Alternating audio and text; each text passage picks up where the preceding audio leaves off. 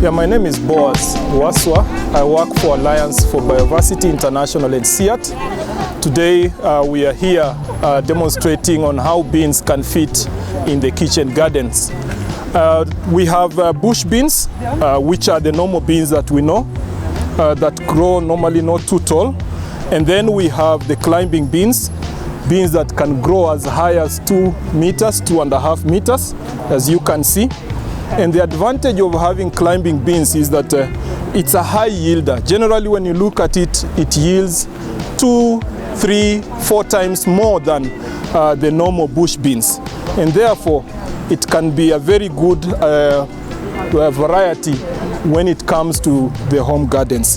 When you look at the beans, it is able to yield from very low all the way up until you get up to 100 pods.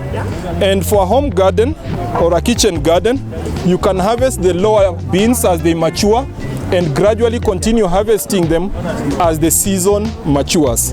At the same time, you can also harvest the leaves and use the leaves for your soup and other things, and therefore you can have your protein and vitamin from beans.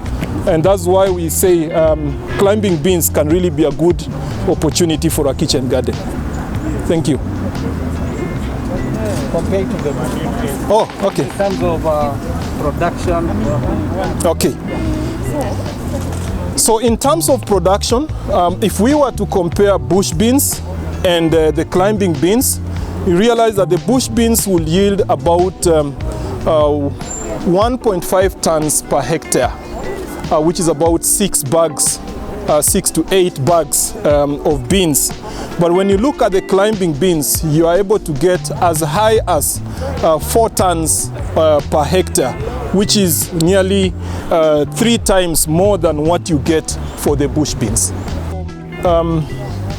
In terms of the research for climbing beans, through the research by PABRA, the Pan-Africa Bean Research Alliance, we are able to select different bean varieties in different countries, especially Latin America, which is the home of beans.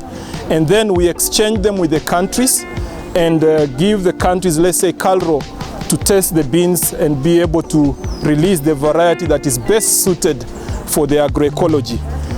In terms of the duration, climbing beans take about 120 days to maturity, relative to the bush beans, which are about 60 to 80, 90 days.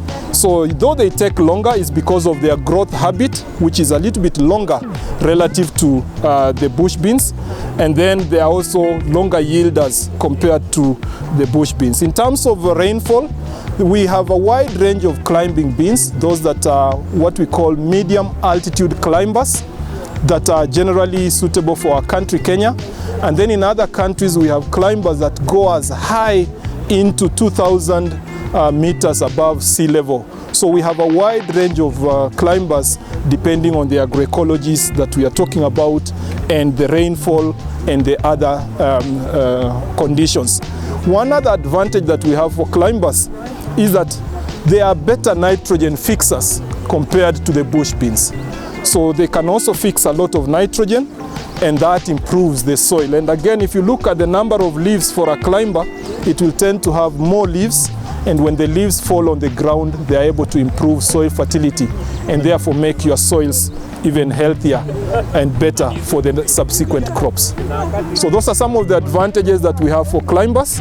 And in an area where population is increasing and the land area is reducing, then we better use the space going up than to go downwards. If you compare, if I can harvest 4 times more for the similar area for bush beans, then climbing beans have a great opportunity in an area where land is decreasing and population pressure is increasing.